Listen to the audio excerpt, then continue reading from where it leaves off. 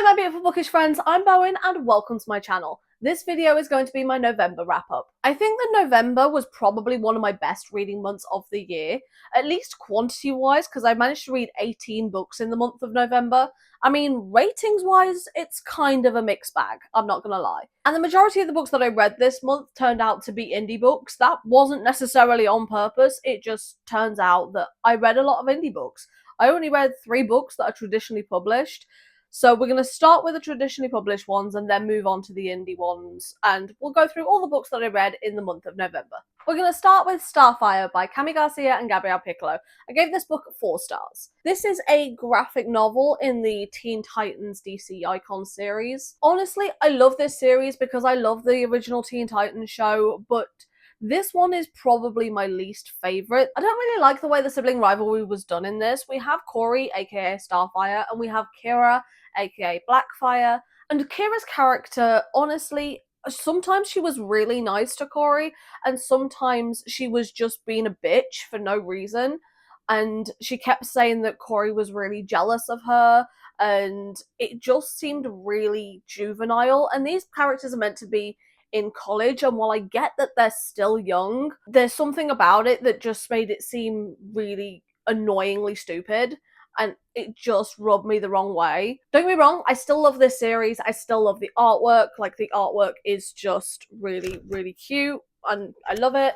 There's just something about this one in compared to the others that I just didn't really love as much. We meet Cyborg in this book, and the next book in the series is Teen Titans Together, which is kind of annoying because it means that Cyborg doesn't really get his own book, but Beast Boy and Raven as a couple get their book, which is just kind of weird. And you see the start of the relationship between one of the Robins and Starfire, which is canon to the show as well.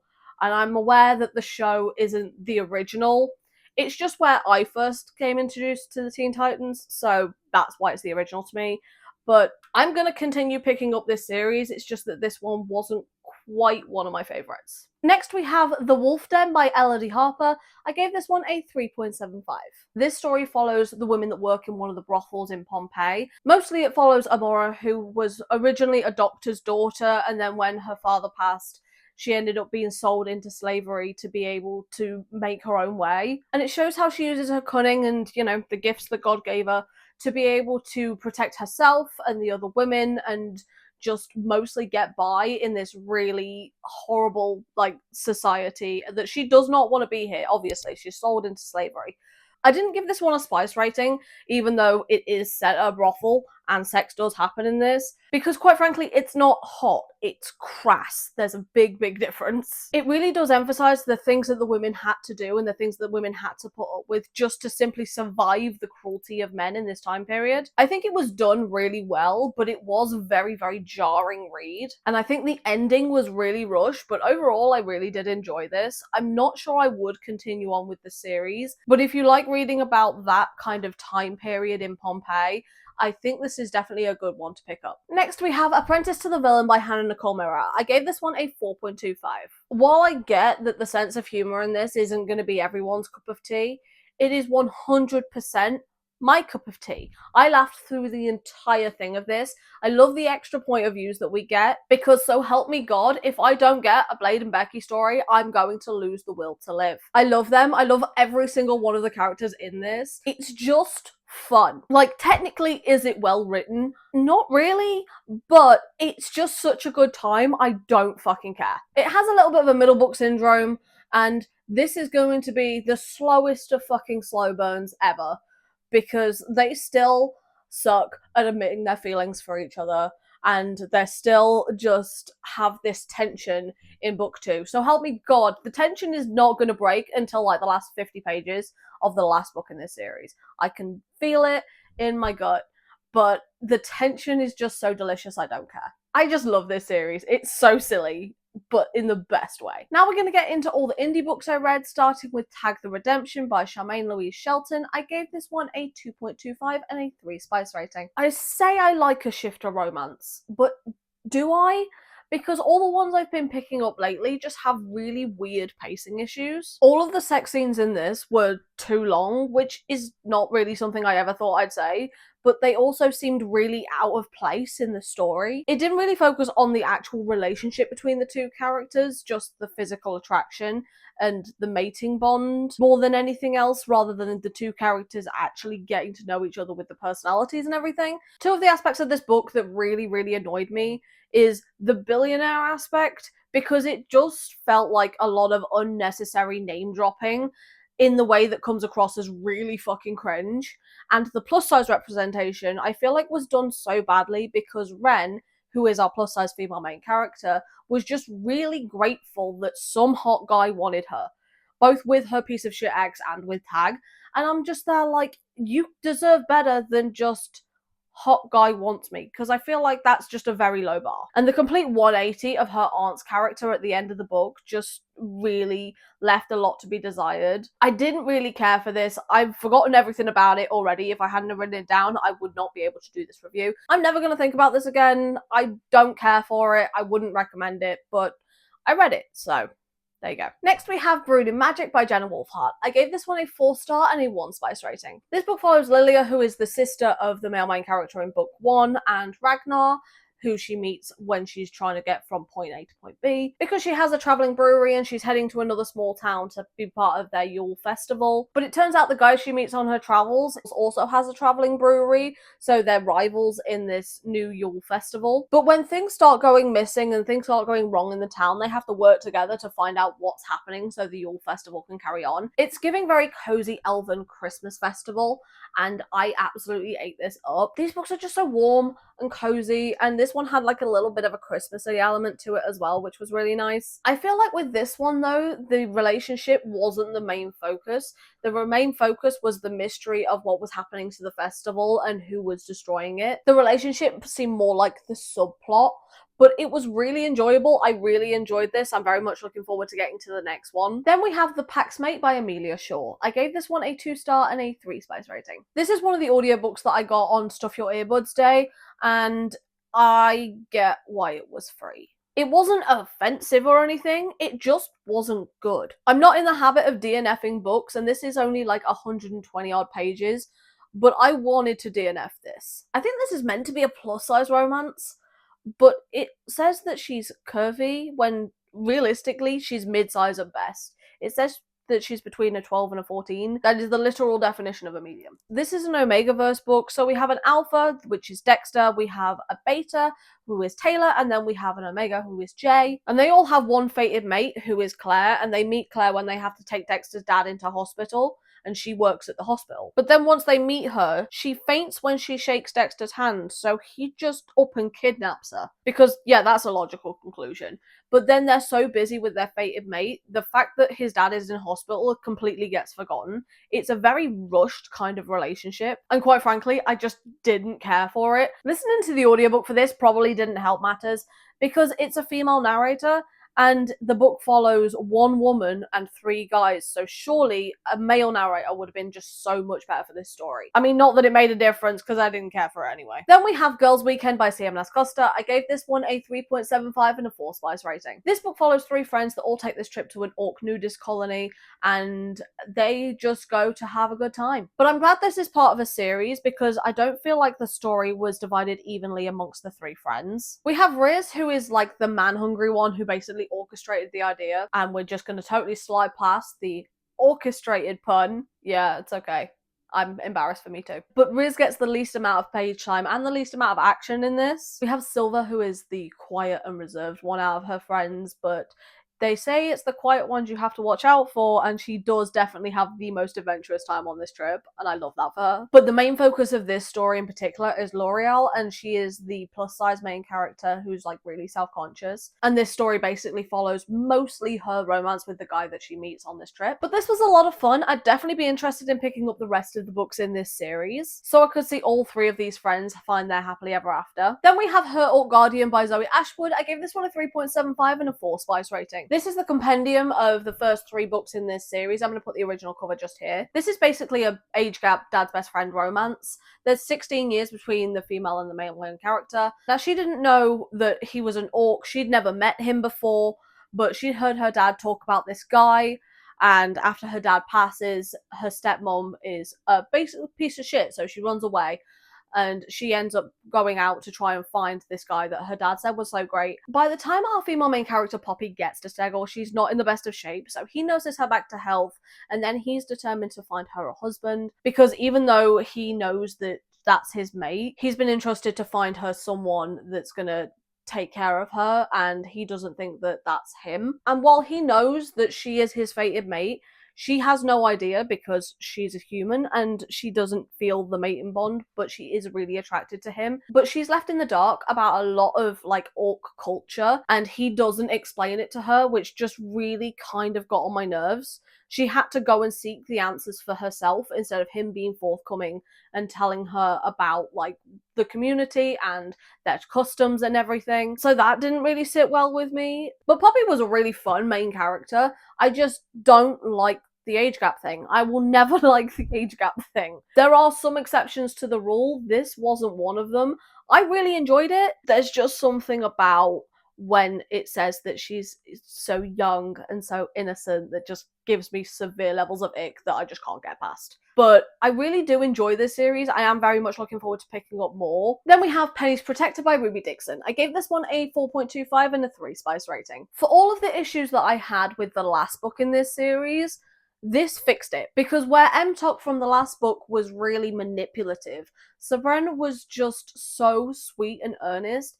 He didn't realize what he was doing was like wrong. He knew that she'd be mad, but he didn't know why she would be mad as much as she was. When she explained it to him, he felt so guilty. But after Penny was kidnapped already, and he feels really bad, she decides that she wants to go on an adventure because she's tired of being cooped up within the group. So she convinces him to take her to all these other different places on this planet. And he does take her to all these places that she wants to visit because, one, he does want to spend more time with her, and two, he feels really guilty about drugging her. And he's honestly just so sweet and earnest, and he will do anything to protect her. Like, he saves her at the very start of the book, and then he nurses her back to health, and it's just so adorable. Sabren's not really known as being the smart one out of him and his brother. His brother's the brains and he is the brawn, but he's just so kind and sweet and earnest, and he just really cares for Penny so much, but he doesn't know how to handle it. Like, he doesn't know what to do around her. He gets really nervous because he's either like hovering in a way that it would be creepy if it wasn't sweet, but I found it really adorable, so I'm not really all that mad about it. Penny has her own host of issues as well. She's used to being Funtime Penny back on Earth, where like people would want to sleep with her but they wouldn't want to date her, so she really wants Resonance to find someone that she would be with forever, but Resonance is taking a minute. I think these are the types of books in this series that I really love, which is when they want to resonate to each other so badly, but they're terrified that they're going to end up resonating to someone else, rather than the ones where they're fighting Resonance, which is basically the fated mate bond. And I ate this shit up. This is one of the reasons why I will continue picking up these books, and why Ruby Dixon is probably going to be one of my most read authors of the year. Then we have Inferno by V. Vaughn. I gave this one a 3.25 and a 2 spice rating. This is another one of the free books that I just had on my Kindle, and I have already forgotten literally everything about this book. This book follows Roman and Juliet, and anytime a book has any variation of Romeo and Juliet, unless it is a direct retelling, it just gives me the ick. And this one wasn't a direct retelling, and it just annoyed me, quite frankly. I don't really have a lot to say about this one. It was really rushed. The I love you and the conflict resolution came way too fast, and I've pretty much forgotten every single thing about it. It was what I needed in the moment that I read it, but the second that I finish it, I don't care anymore, and it completely was erased from my brain. Then we have Alien Enemy by Ursa Dax. I gave this one a 3.5 and a 2 spice rating. This book follows Fallow and Chapman, and Chapman is one of the soldiers that was on this spaceship that went down when all the women went down, and Fallow is the leader of this specific clan. Because she's a soldier, she goes by Chapman, which is her last name. And while Fallow's alcohol beat on chest energy really pissed me the fuck off, I do like the fact that she put him in his place frequently, and the language barrier in this just drove me a little bit insane. It is my least favourite thing about alien romances. Now, don't get me wrong, I understand why logically it has to be there, but can we change that really quickly? Because I hate it so much. Especially because when it does get to the point where the language barrier between them is quote-unquote fixed, the banter between them is so much fun. I just wanted more of the actual banter between them when they could understand each other for more than the last 10% of the book. Because she was one of the soldiers on the ship with the kidnapped women and she had to basically keep them in line, one of the characters, she ends up pistol whipping at the very, very start of this book. And that's something I feel like you'd hold a grudge for. But they end up being best friends.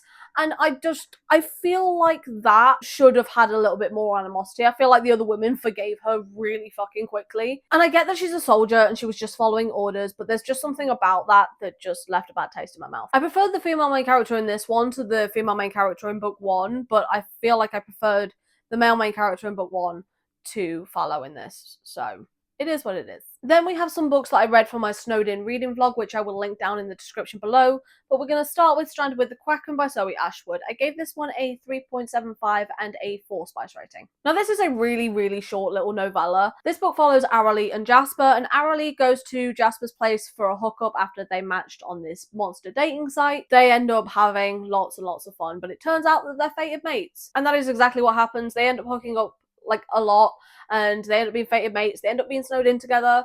And there was one thing in this that just didn't really sit well with me, and that's because it's fated mates. It's very, very insta-love, obviously, because of how short it is as well. But within literally 24 hours of them meeting each other, he already has it in his head that he wants to throw away her birth control, and there's just something about that that just really rubbed me the wrong way. But it was cute and cozy and fun, and it was kind of set at Christmas, and it was just a good time. Then we have The Abominable Snowman by Lana Cole and Zoe Abrams. I gave this one a 3.5 and a 3 spice rating.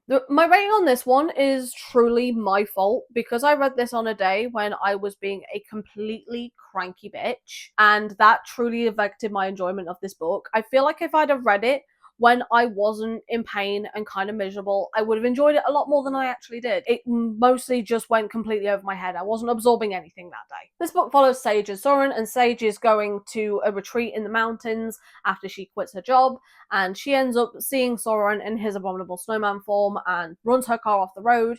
He obviously sees that she's run off the road because she was swerving to miss him, and he changes back into his human form and goes to find her.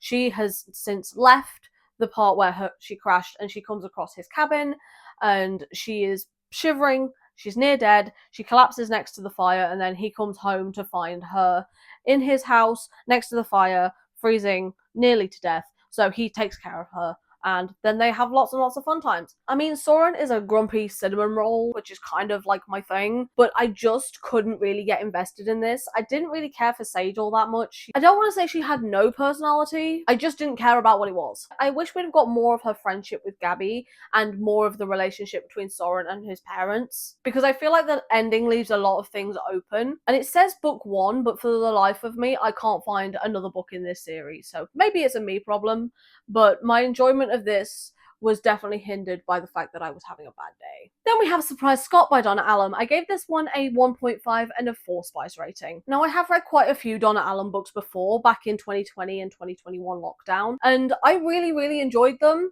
So this was really disappointing to me. This book follows Greg and Izzy is on her way up to Scotland for a friend's wedding, and she's booked this Airbnb. So when she gets to what she believes is the Airbnb, she basically lets herself in after this long ass drive from London, collapses down on the bed and passes out until the next morning, until she wakes up and realizes that she's in bed with someone else, and that is our male main character, Greg. Now, Greg thinks he's hit the jackpot because he just wakes up with a beautiful woman in his bed, and he's just having the time of his life. And even in his chapters, the only thing he is thinking about is having her be naked as much as humanly possible. And he has very one-track mind, which makes him really 2D, but at least if he's 2D, he's very predictable and you know what you're gonna get. But Izzy in this one just truly pissed me the fuck off, because she woke up in bed with a strange man that she's literally never met before, and she has no fucking sense of stranger danger whatsoever. There really isn't an emotional connection between these two main characters. There's a physical connection, and I will buy that, but there's no real emotional connection between them. And the fact that the whole ending of this just pissed me the fuck off so much, because Izzy is the one that's like fighting to have a relationship with this guy, and he gives her a perfectly valid reason as to why he doesn't want that and why that's not a good idea, and she is being persistent in a way that comes across as really fucking creepy, and I hated it. And the whole ending of this was so goddamn predictable that I'm so disappointed in this, and it really fucking hurts that I'm disappointed in this so much. Then we have Textual Relations by Roxy Noir. I gave this one a 4.25 and a 3 spice rating. This is just a really, really short little novella. It's only like 60 pages. This book follows James and Sadie, who go by Max and Lola, in the conversation that they have online, because they meet each other online and then they end up being like texting friends with benefits, but they have no idea who the other person is because it's no names, no occupations, no personal details at all. And they'll like video chat, but they won't have their face in it. So it's just a lot of sexting, but because they don't actually know who the other one is in real life, when they do meet in real life, they form a crush on each other, but they don't know that they're also the same person that they're messaging online. And because it's just such a short little novella, this one is such a lot of fun. There's a little bit of a religious trauma aspect of it as well. But I really, really enjoyed this. I downloaded this for free on Kindle. I think it's still free, actually. I've not read a Roxy Noir book in a hot minute, and I really enjoy her writing. She was one of the other authors that I found in that lockdown time period, and I really enjoyed this. I'm very much looking forward to getting to the rest of this series, because this is like a prequel novella, and the rest of the books in the series follow her other siblings, I believe. But this was a lot of fun. Then we have Do Me a Favor by Kathy Yardley. I gave this one a 4-star and a 2 spice rating. I really do enjoy the quote-unquote later in life romances. Both of the characters in this are in their 40s, and they do truly understand what it takes to make a relationship work long term. They've both been married before. He is divorced and she is a widower, and he has 2 grown adult kids. But I love the way that they just encourage each other to pursue their dreams and not just have the relationship be at the forefront. They are willing to do the work, to put in the work for the relationship, but also pursue their own goals. So they're not just putting the other person first all the time and letting their own needs be neglected, which I really, really did appreciate. And obviously, because they've had these previous relationships where they have been married before, they do have some baggage that goes along with that. Like, for example, our female main character, Willa, her husband had diabetes, and that is what in the end took his life, and she spent a lot of her time caring for him. And the toll that caring for someone else, even though she loved him, that does take a toll on her. And Hudson really tried to make it work with his ex-wife, mostly for the sake of his kids. Now, I don't believe in making a relationship work for the sake of the kids, because the kids are going to pick up on the tension regardless. But she didn't really want to do the whole marriage and kids thing. She wanted to get out of the small town and pursue her career, and so she up and leaves, and he is literally left holding the babies. So he raises his 2 kids with the help of his parents. I saw some reviews that say that they didn't like the fact that he still lived with his parents when he was well into his 40s. He was a single parent, and the economy sucks.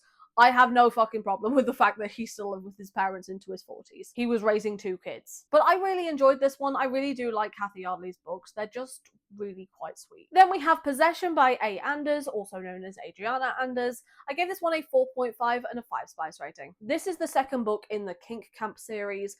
Book 1 is Kink Camp Hunted, and this book follows Zion, who we meet in book 1. And he is a famous actor, and for publicity purposes, he ends up having to get married to Twyla, who is another famous actress. And she's essentially America's sweetheart. And because of all the fun, dirty things that he is into, he doesn't think that she would ever be into that. And so even though he really has a thing for her, he doesn't pursue her at all, even though they're in this arranged marriage. But right at the very start of this book, a video is leaked of him having dirty kinky sex with someone that's not his wife. So once he's made sure that she is safe, he runs away to the kink camp, but she is not gonna let him just go bury his head in the sand or in someone else.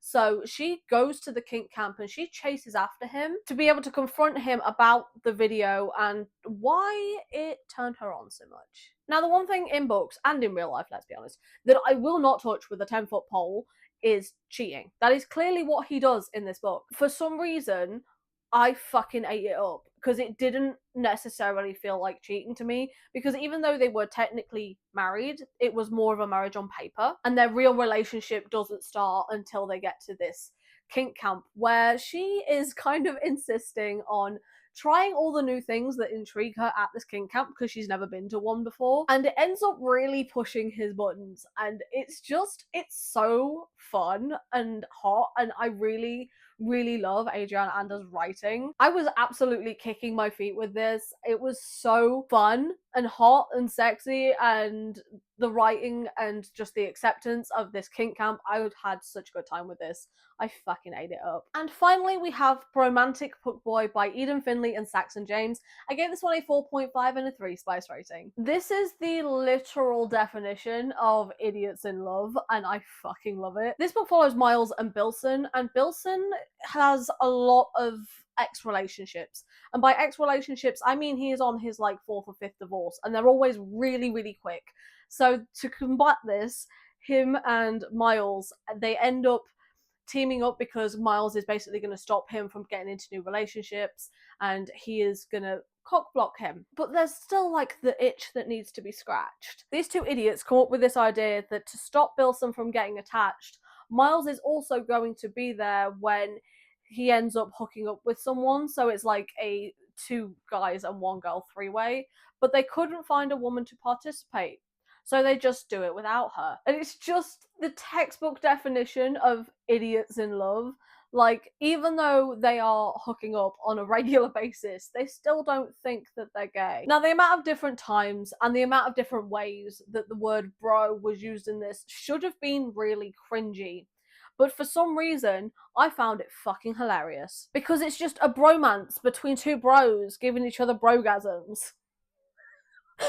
And it was just so dumb, but like in the best, most lovable, stupid ass fucking way. I just ate this up with a fucking spoon. It was so fun, and I cannot wait to get to more books from this series because I think this is going to be a new favourite comfort series. I fucking love it. And that's all the books that I read in the month of November, so if you managed to get this far into the video, then leave me the planet emoji in the comments down below.